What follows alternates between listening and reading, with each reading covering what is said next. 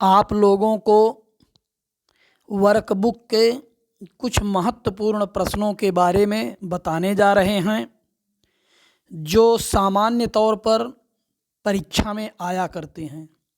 यदि आप वर्कबुक के इन प्रश्नों को अच्छे से तैयार कर लेंगे तो निश्चित रूप से आपको अच्छे अंक पाने में ये मदद करेंगे और जो हमारे कमज़ोर छात्र हैं उनके पास होने के लिए ये काफ़ी महत्वपूर्ण हैं।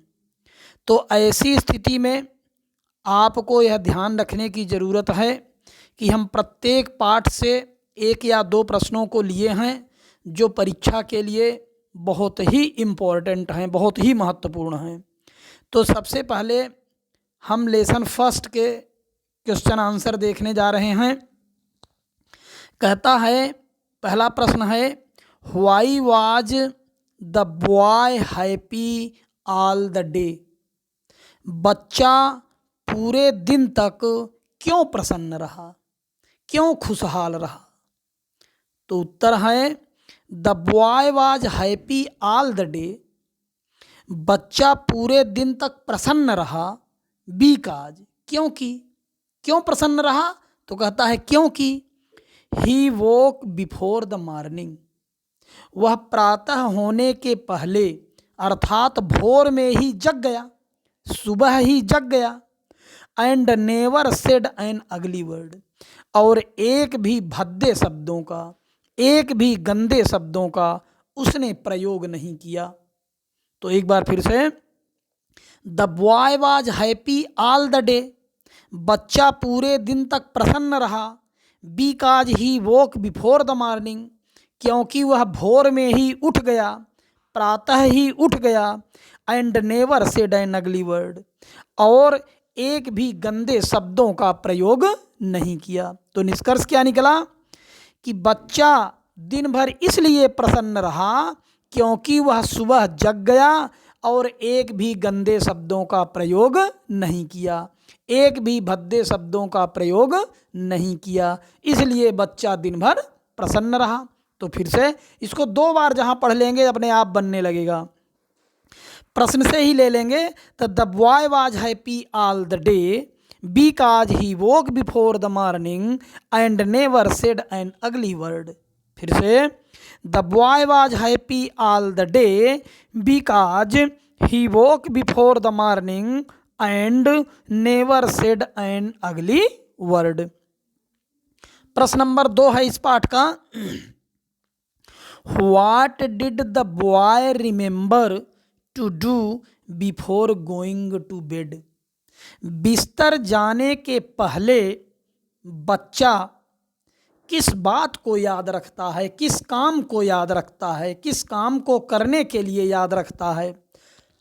कहता है कि what did the boy remember, बच्चे ने क्या याद किया, टू डू करने के लिए, बिफोर गोइंग टू बेड बिस्तर पर जाने के पहले।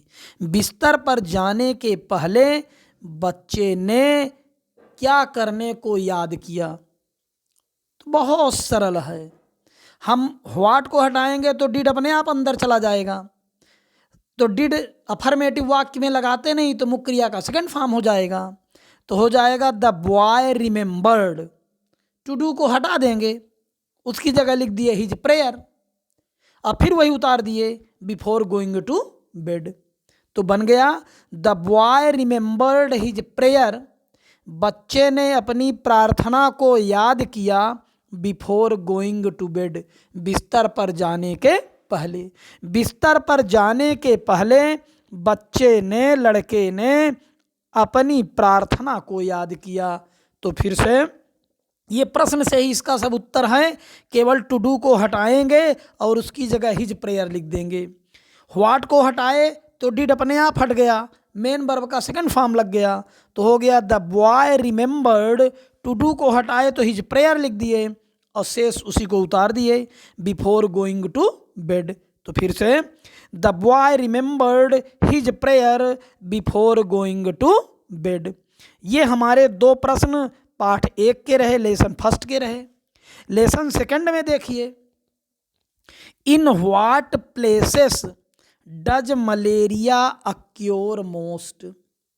किन जगहों पर मलेरिया सबसे ज़्यादा होता है? सबसे ज़्यादा मलेरिया रोग, मलेरिया बीमारी कहाँ फैलती है? तो कह रहे हैं मलेरिया अक्योर्स मोस्ट, मलेरिया सबसे ज़्यादा होती है इन डैम्प एंड मर्सी लैंड, नम और दलदली जगह पर। जहाँ पर ज़मीन में नमी हो या ज़मीन दलदली हो, ऐसी जगहों पर मलेरिया सबसे ज़्यादा होता है।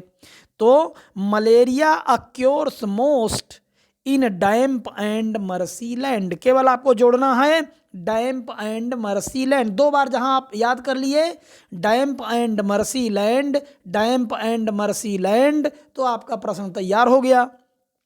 Malaria occurs most in damp and marshy land, malaria occurs most in damp and marshy land, malaria सबसे ज़्यादा नम और दलदली जगहों पर होता है।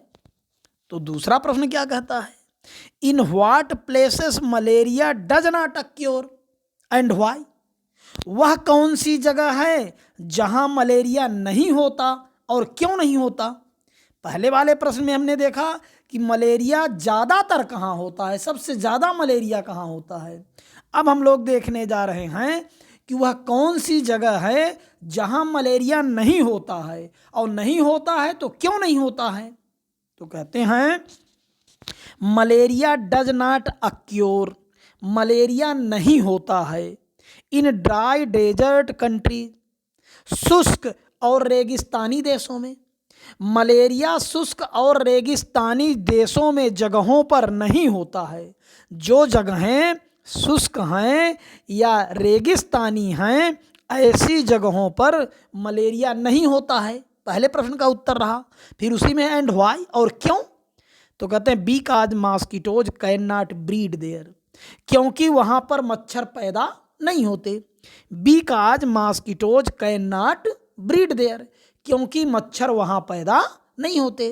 तो फिर से malaria does not occur in dry desert countries because mosquitoes can not breed there, malaria शुष्क और रेगिस्तानी जगहों पर नहीं होता है क्योंकि मच्छर वहाँ पैदा नहीं होते। जब मच्छर नहीं पैदा होंगे तो हमें कोई काटेगा नहीं, और जब कोई काटेगा नहीं तो हमें मलेरिया नहीं होगा।